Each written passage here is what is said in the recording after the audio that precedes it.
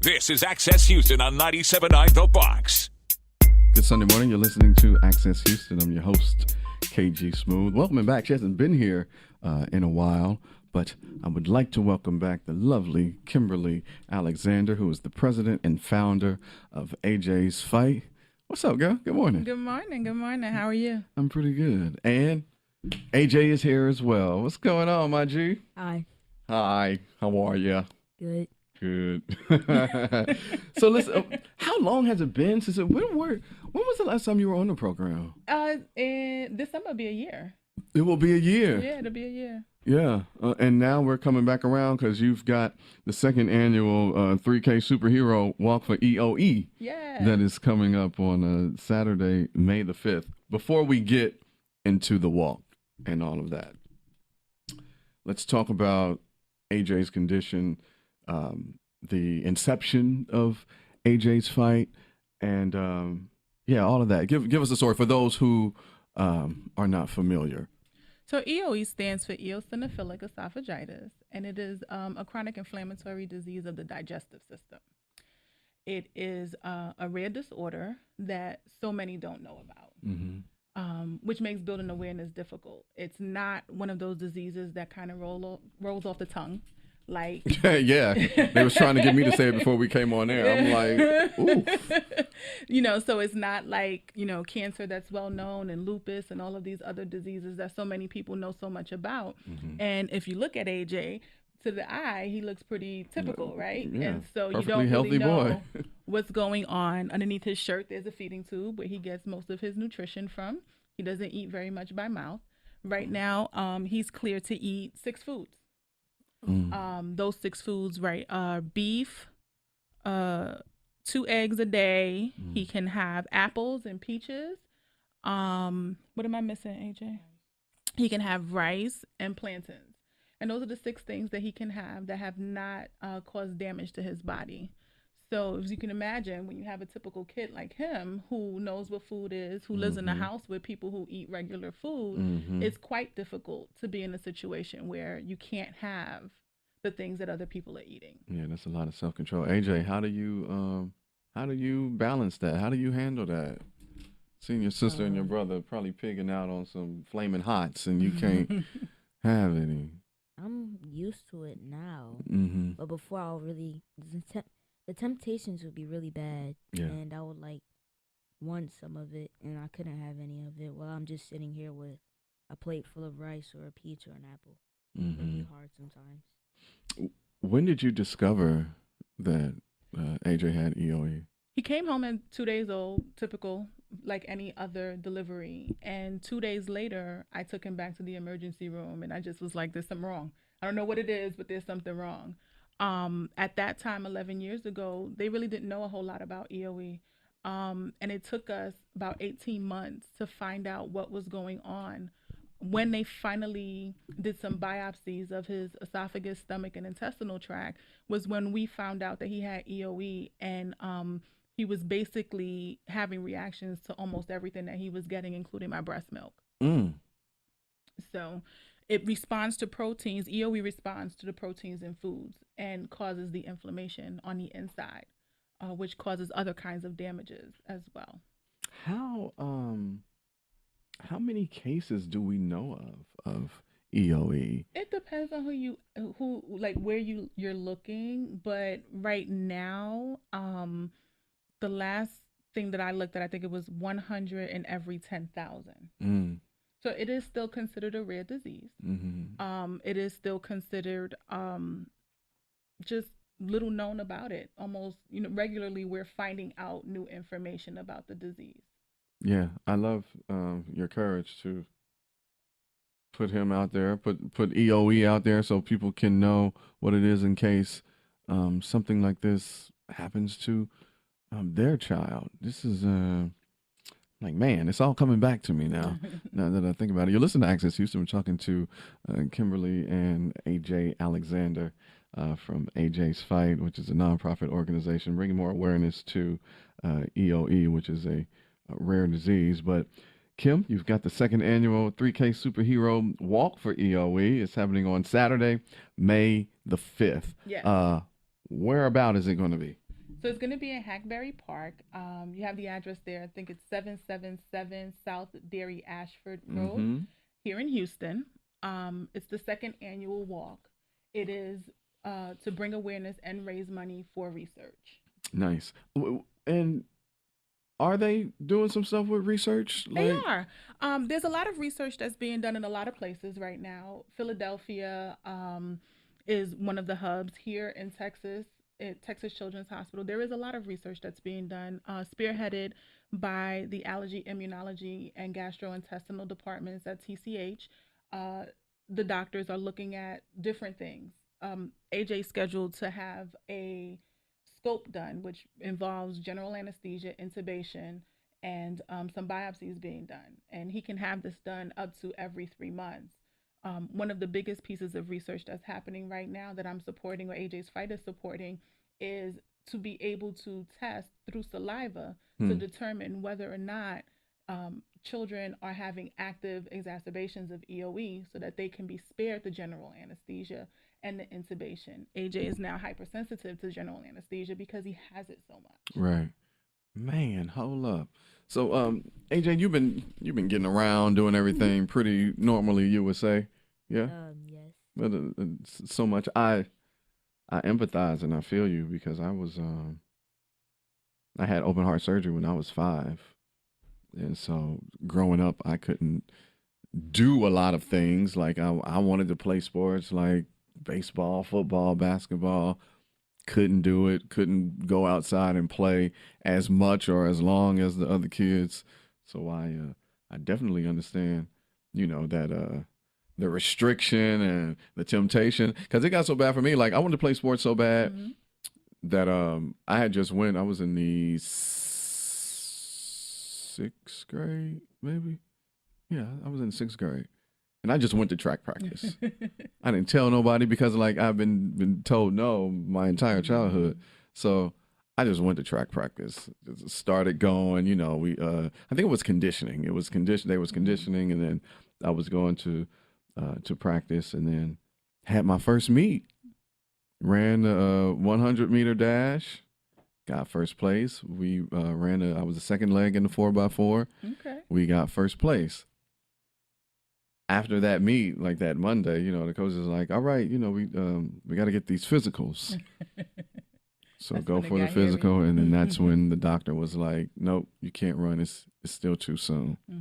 And I was crushed because, here I am working hard. I done had this little taste of victory, you know what I mean? Wanted to keep on and couldn't.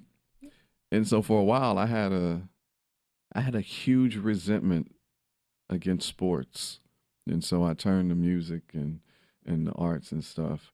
Do you feel like that anytime when it comes to certain things due to your condition that you can do? You just get really, really frustrated, AJ? Yes. I want to play tackle football, and my mom doesn't feel comfortable with me doing that because of my feeding tube. Yeah. I feel that. But, I used to be upset too. But as I got older, I realized, they looking out for me. They still want me to be here. You know what I'm saying? So you're going to be all right, though. I bet you a beast at that Madden, though. Or And he plays flag football. So we have a compromise going. Part of the other thing that happens with EOE, just 2 years ago at 10, he was 47 pounds. So you can imagine how small that is. The feeding tube has essentially saved his life. He was so malnutrition that we had compromised bones, and he was on steroids for 10 years for treatments and that kind of thing. He gets a shot every month at home for treatment as well. So he still takes a decent amount of medication. His bone scans have improved, but they are not normal still. And then we have all of the other dangers of football outside of that. So we just want to keep AJ intact. Yeah. As I know that you are. You're listening to Access Houston. Kimberley Alexander, the founder and president of AJ's Fight, is here along with AJ himself. My question just left my brain that fast. Symptoms. I know that you caught AJ early. You 2 days old. What symptoms should other parents look for, or does this start as early as childbirth? It can start as early as childbirth. Doesn't necessarily have to. If your child is not tolerating feeds, whether that's formula or breast milk, whether it's baby food, as you start to introduce things to them, chronic vomiting, just constantly crying, having belly pain, changes in stooling, if their poop is not doing what it is that it's supposed to do. Right. All of those things can be signs that something else is going on from the digestive tract. EOE is what AJ has specifically for his stomach, esophagus, and intestinal tract.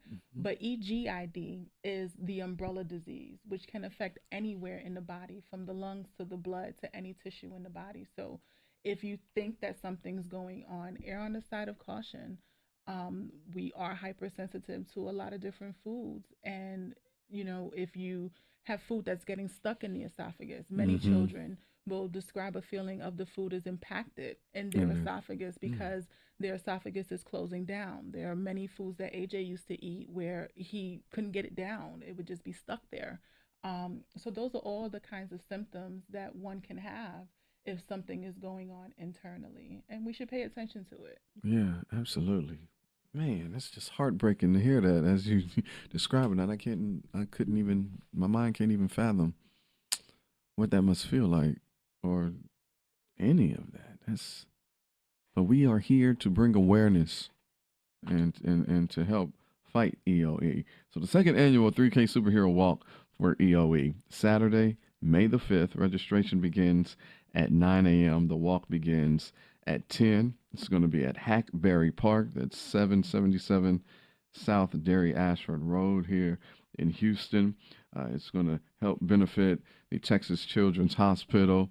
And we want to give Kim and AJ all of the support. So where can they go to register? www.ajsfight.org. You can click on the tab that has the walk registration, fill out the information, and it's $33 per person. Children under 3 walk for free. Indeed. Again, that's www.ajsfight. That's AJ's spelled out. So AJAYS fight.org. Click on that walk registration tab and help us to walk for EOE. The superhero walk for EOE. Who's your favorite superhero, AJ? Black Panther. Oh, yes. Now, T'Challa or Killmonger? T'Challa. I gotta say, I normally don't root for the villains in movies, but I loved Killmonger. I mean, because he was talking that talk. See, I'm about that, especially that museum scene. He was letting that lady have it. I was like, oh, okay. I'm here for this. Yeah. I'm here for this all day. Come through. Yeah. So join us. The walk, Saturday. Save that date for Saturday, May the 5th. There'll be fun and games, and we're just bringing awareness for a rare cause that is close to home. So Houston, show up. Again, the website, ajsfight.org. That's AJ's spelled out, fight.org, and register for the walk. Any last words you want to say something to the people, AJ? Wakanda forever. Ooh, I like that. Wakanda forever. Kim, thank you so much for coming through. I know. I'm so glad I ran into Kim at a couple of weeks ago. I was honored by the Gulf Coast organization. You heard them on the program for their inaugural scholars reception, and I was one of the honorees. And I saw Kim from across the room. I was like, man, I got to holler at her before it's all over. And she was like, hey, did you get my email?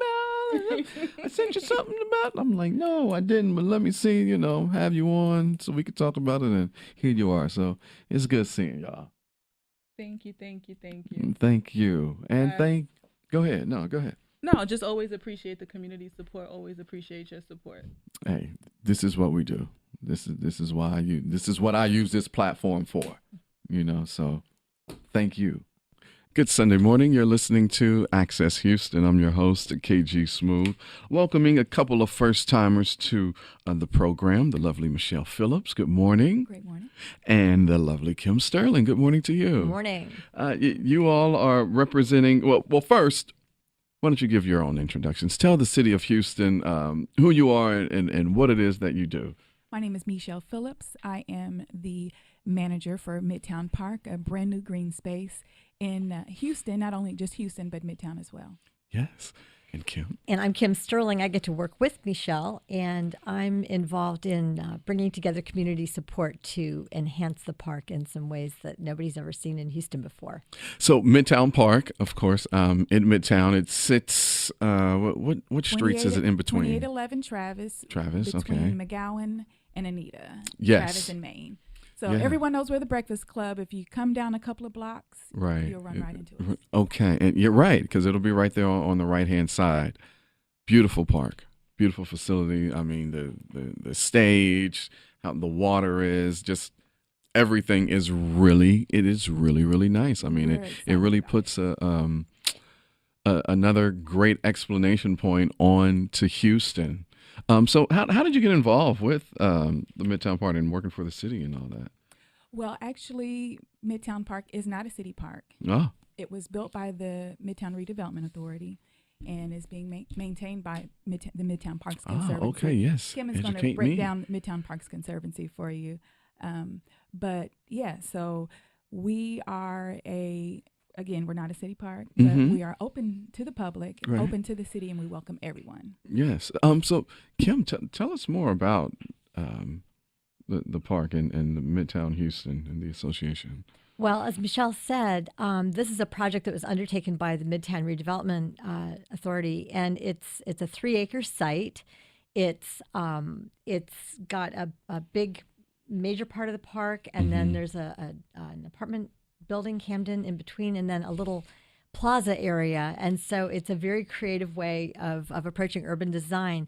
The master plan was developed by Design Workshop and Walter P. Moore, and it is just really transformative. It's got a little bit of everything. There's a big lawn, there's a berm where people can sit, there's a beautiful pavilion where they'll have concerts. As you referenced, it was really designed to reflect the city that we live in. And so there's like a waterway that's designed after the bayous that runs through it. It's got a playground for kids. It's sort of a dog park that NRG has sponsored.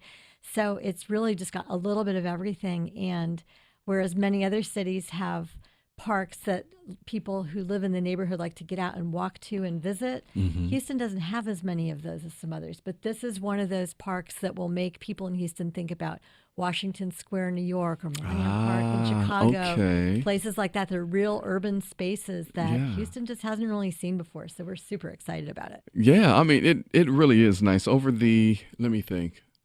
Well, it was kind of chilly outside. The Huffington Post, they were doing their tours across America. I cannot remember, Conversations with Americans or something. They had this big tour bus, and they were doing interviews, and it was at Midtown Park. And I went down and participated in that. And I was like, oh, wow, the park is ready. I didn't even know because, the last I had drove by, there was still some development going on with it. And October 11th, the construction fences came down. We opened ourselves to the public. And the Huffington Post event was one of our first. Okay. It was unexpected, pleasantly unexpected, very welcomed. But that happened very shortly after the construction fences came down. So that's amazing. It was a great way to start out the opening. Indeed. You're listening to Access Houston. We're talking to Mechelle Phillips and Kim Sterling. So you all have a big event that is coming up, the Midtown Park Lounge on the Lawn. I like how that sounds. That's really nice. So tell us about Lounge on the Lawn. Certainly. Lounge on the Lawn is a way to celebrate the opening of the park. Okay. As you know, we've had an unseasonably cool winter. She just won't leave. It's like that, that ex that just will not leave your life. You're like, hey, listen, it's over. We're done. And then she just keeps coming back like, no, I'm here to stay. Like, winter will not go. Yeah, we want her to go away, yes, stay away, but she will definitely be gone April 28th. Okay. I have already had a conversation with the man upstairs. Okay. Yeah, so April 28th, it's an all-day celebration at Midtown Park. We are going to have a little bit of something for everyone. There'll be food trucks. Another thing that I hadn't mentioned is we've already rolled out programming at Midtown Park. So we have Zumba, we have yoga, we have capoeira classes, samba and for dance classes are actually tomorrow. So I invite everyone to come out to Midtown Park from 7 to 9 for free dance classes. We've partnered with the Brazilian Arts Foundation. And then we've got capoeira classes on Friday from 7 to 9. Again, additional free programming. Every week we have Zumba. We've also have hip hop dance classes once a month. Okay. So all of these, and then we have Yappy Hour. So anyone who has and a happy hour. Yappy Hour. Yappy hour. So if you have a fur baby, for all the four-legged parents. Okay, got we you. do have a dog park. How cute. The NRG, or Reliant, the Reliant at NRG company dog park. I know it's a long name. They have sponsored the dog park, and we host monthly programming there. So that sounds really Hour great. consists of vendors. You have Urban Tales. They're always there with fresh baked pup cakes and pup cookies. And wow. There's a dog trainer there. We have a yoga instructor who's basically it's yoga. And right, you can well, incorporate your dog. So really, all of this will be going on. Plus the Ensemble Theater is going to be performing. Main Street Theater will be performing. Met Dance. There'll be a small program around 2:00 where the elected officials will be addressing and giving remarks. We'll be acknowledging some of our major contributors to the park as well. And so we're going to be culminating that with a silent party at the end of the evening from 9 to 11. You know what a silent party is? Yeah, whether you put the headphones on and then Sometimes those when are I fun. mention that, I get puzzled looks. So No, that's I know why exactly what they're fun. I've been to a few of them. And I also forgot to mention that our partnership with the Houston Astronomical Society also begins that evening. Really? So well, what a day to block out. April 28th. She didn't even talk about the backdrop for all of this, because Midtown Park has an art program that was designed by MacArthur genius Rick Lowe. And some of the art has already been installed. And so you're going to see things like the art wall there and some other features that will be coming in over time, sculpture and visual art that will just knock your socks off. Oh, yeah. Very, very beautiful. And there will be formal park tours earlier that day. The artists of the pieces in the park will be there on hand to personally discuss their work. And you can meet them, take a picture, all that good stuff. So there'll be live bands. There's Say Girl Say and the Bright Light Social Hour, both of which have respectively come from either In Bloom recently or South by Southwest. So we have a jam-packed day. Tell me about it. I can't even remember everything you said. There's so much. I know it's so exciting.